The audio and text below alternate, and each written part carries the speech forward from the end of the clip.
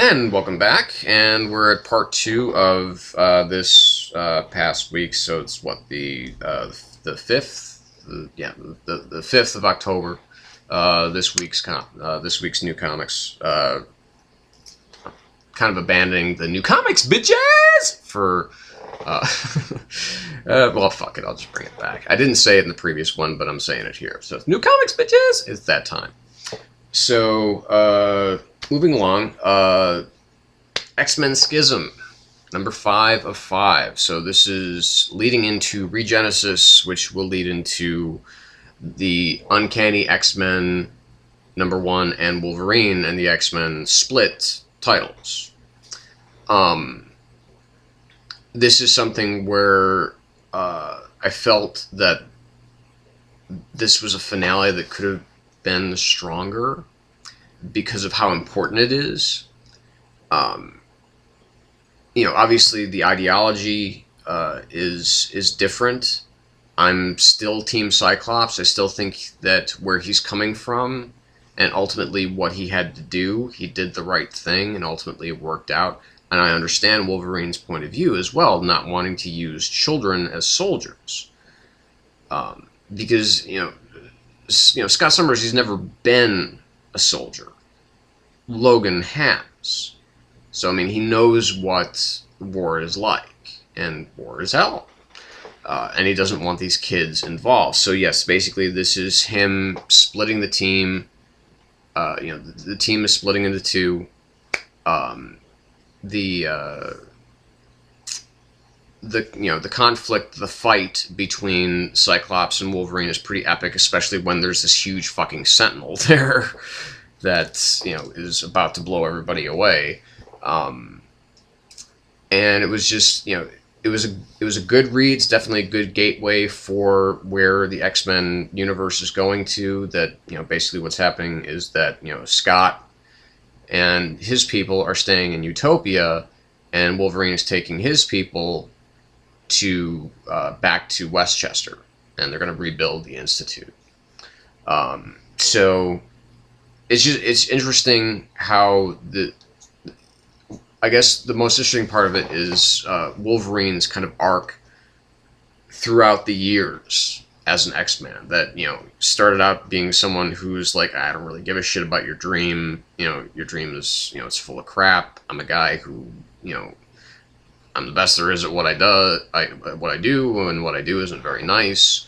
And how he's grown to really kind of care about what happens in his own community of mutants, as opposed to just being the scrapper, the brawler, just somebody who is in it just for the fact that he can be.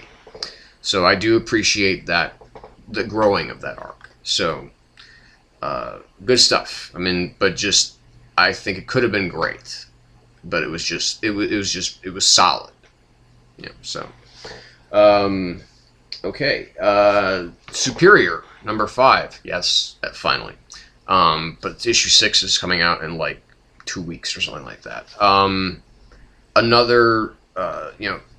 This was a really strong outing for Mark Miller. Anil Yu killing it on the art as per usual. Fascinating ideas being presented here. Really, just obviously, playing off the idea of that this is a very Superman-esque character, and, kind of playing with ideas. This is almost kind of like Boys-esque, but kind of the reversal, where this, in the sense that while it's celebrating, superheroism, it's also kind of parodying it. Whereas The Boys is just pretty much a straight up saying, that superheroes are basically psychotics. They're all a bunch of psychopaths or sociopaths, and they have no care whatsoever for what they do and what's going on. Everything they do has no consequence other than the boys. So, but anyway, this really good issue. Good, definitely good stuff at the end. So, glad that it's out there, and really looking forward to more. So Okay. Severed, number 3. This cover, I am in fucking love with. Um, it's Snyder and Scott Tuft. I don't know who that is, but this is one of the creepiest fucking comics I've read in a really long time. I mean, this is like scary creepy. I mean, not like jump scary creepy, but it's like it gets under your skin, and it's like I feel uncomfortable reading this, but in a good way, because that's what it's supposed to do. It's mature horror, from this kind of dirty time in American history, just after the First World War. So it's just it's terrific, great art. Attila Futaki, just terrific artist. I mean, it's just great work. Again, by Scott Snyder, who really seems to be, I have a feeling that he's putting a lot more into this than Scott Tuft, but I may be completely wrong. Maybe Scott Tuft has just as much say. But it's a great read, and obviously anything that has Scott Snyder's name, I'm going to automatically gravitate towards it, because just in like the course of a year, this guy has come out to be one of the premier comic writers in the business. And, some of his stuff is starting to rank on par or maybe even above some of my favorite workers, like, Ed Brubaker and Mark Miller and, Bendis and, so on and so forth. Anyway, but this great stuff. And here's where I go into my kind of, what I was saying before, a kind of four-way tie for this week's. It's so hard to choose, but I think when you see my last book, you might know. Okay, first, Avengers 1959. Howard Chaykin. Howard Chaykin is one of the most consistently creative and entertaining forces in all of comicdom. He's been, he just turned, I want to say, is in his 60s. It was his birthday yesterday, I believe. And he's just this incredibly, creative comic force. That basically this is an Avengers team that is government sanctioned. Nick Fury's assembled. Kraven the Hunter, Namora, Sabretooth, Dominic Fortune, the Blonde Phantom. A lot of these kind of, very, some kind of fringe characters. Obviously, Sabretooth's a lot bigger because of his involvement. But what's going on with this work, this kind of Cold War feel, and, Chaykin's writing and art, there's always seems to be this kind of, like, this kind of sexual subtext with just about everything that he does. And it's fun to see, some of these, heroes, villains kind of being badasses, but for the right reasons. So it's just incredibly smart, incredibly entertaining, excellent reading. So I just, thank you, Howard Chaykin, for continuing to do great comics.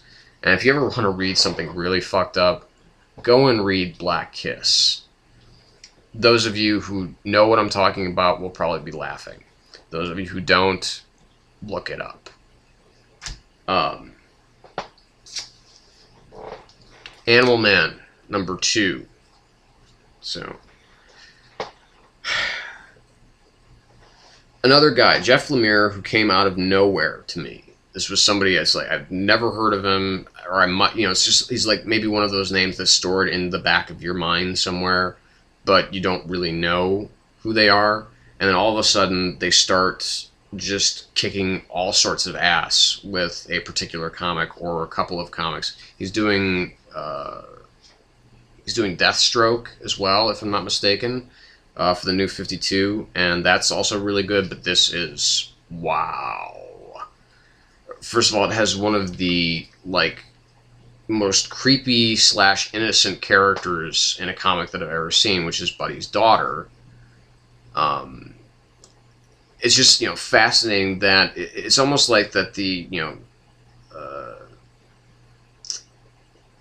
the morphogenetic field maybe isn't something that is so you know, strong. And I like the fact that this is crossing over with another one of my favorite books of the New 52.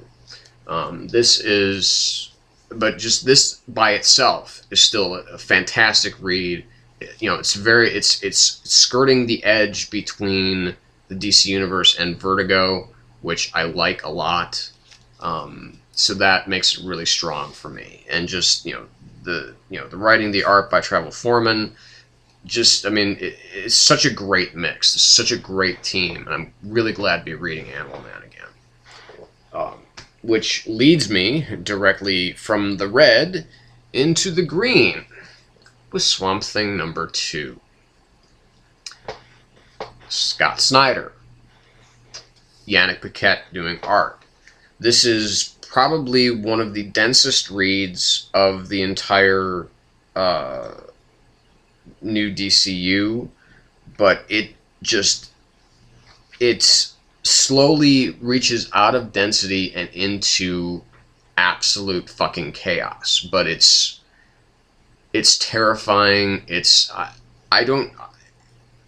is basically where Alan Moore left off with Swamp Thing, and I lost interest, quite frankly, after Alan Moore stopped writing it. Scott Snyder has picked up those reins. Yes, you heard it here. I just said Scott Snyder is continuing the great work that Alan Moore did on Swamp Thing. That's one hell of a comparison to, like, you know, one of my writing gods. And this guy, who is quickly becoming, like I said, one of the new writing gods.